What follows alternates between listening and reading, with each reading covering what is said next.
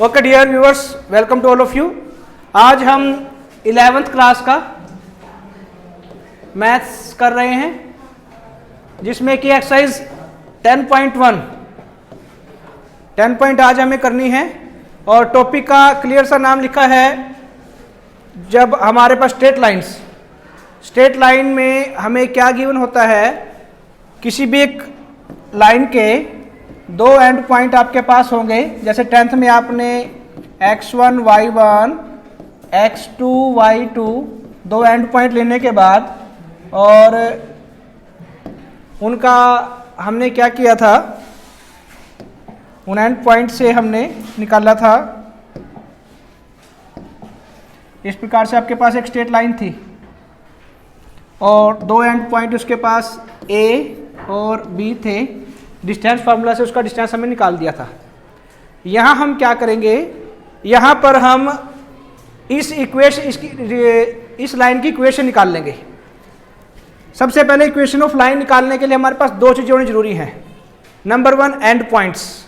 अगर and points होंगे तो उन एंड पॉइंट्स का यूज़ करके हम उसकी डायरेक्शन निकाल लेंगे। अब डायरेक्शन कैसे निकालते हैं, ए और बी आपके पास है। डायरेक्शन निकालने के लिए जो वर्ड आपके पास है यहाँ पर है स्लोप ऑफ लाइन। स्लोप कैसे निकाल लेंगे किसी भी लाइन का, y2 minus y1 bye x2 minus x1। दो एंड पॉइंट आपके पास x1 y1 और x2 y2 दिए हैं, तो स्लोप ऑफ लाइन जो कि डायरेक्शन तय करेगी, उसके लिए y2 minus y1 upon x2 minus x1।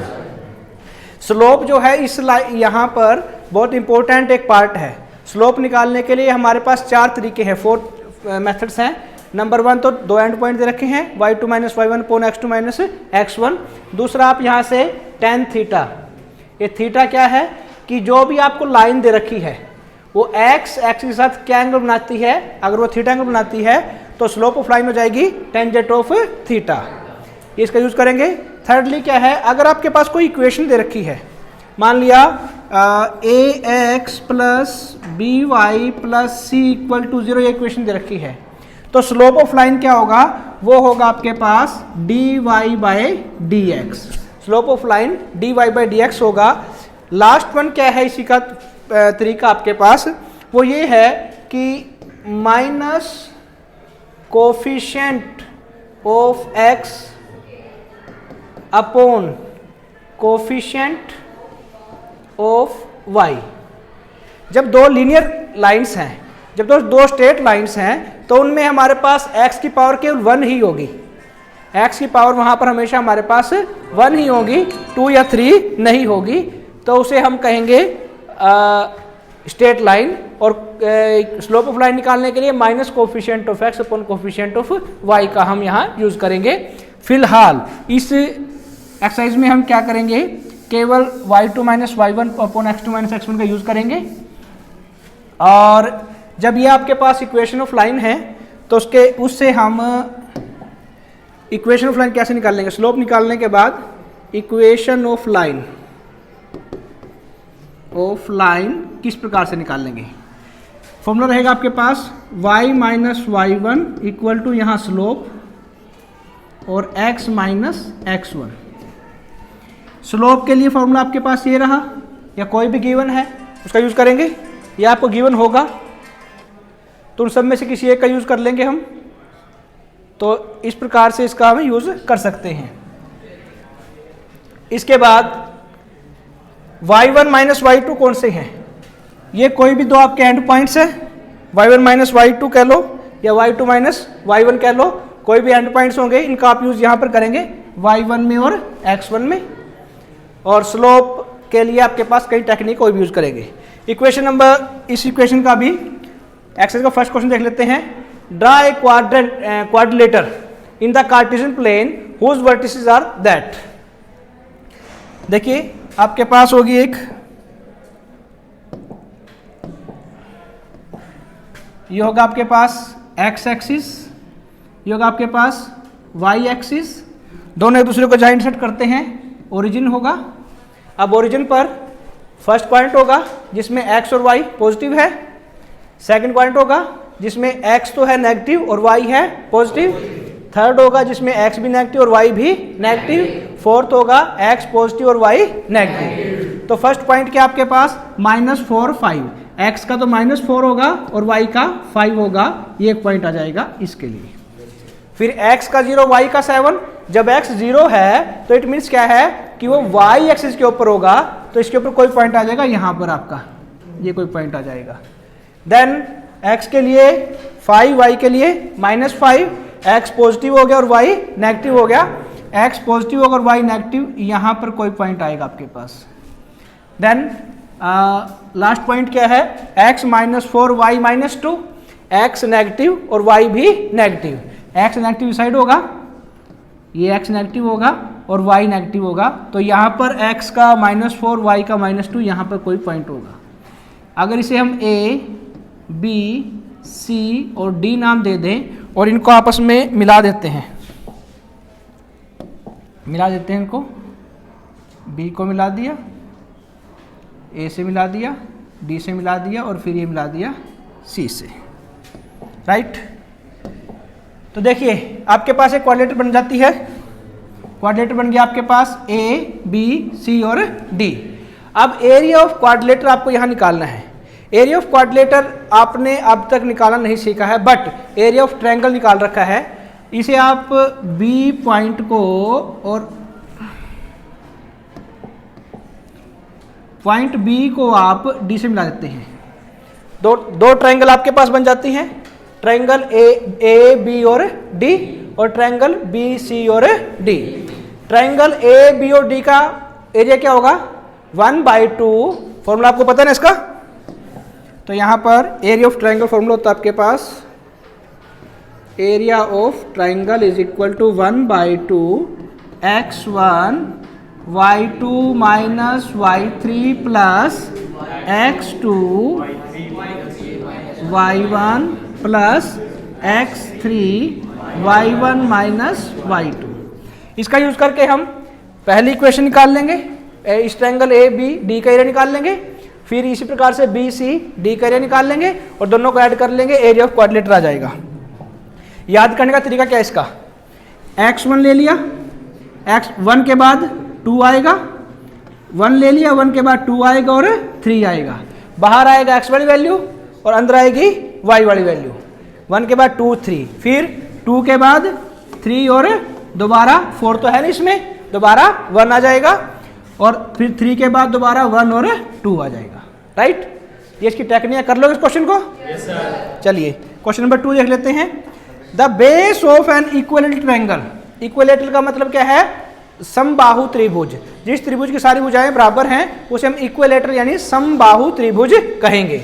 उसका बेस कितना है 2a, 2a हर एक साइड है और lies along y axis, y axis के ऊपर ये लाई करती है, such that the mid point कहाँ है, ओरिजिन के ऊपर।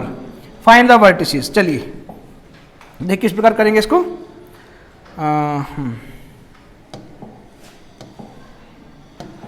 ये आपको हो जाएगा y एक्सिस, हो जाएगा x एक्सिस, तो ये हो गया x पॉजिटिव, ये हो जाएगा x डैश, y पॉजिटिव और y डैश।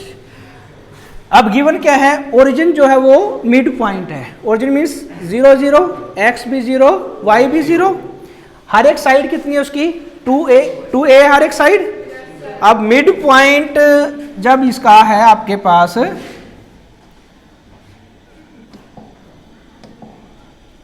मिड पॉइंट आपके पास है ओरिजिन, ओरिजिन जो मिड पॉइंट होगा तो a साइड ऊपर होगी और a ही डिस्टेंस इसका नीचे होगा,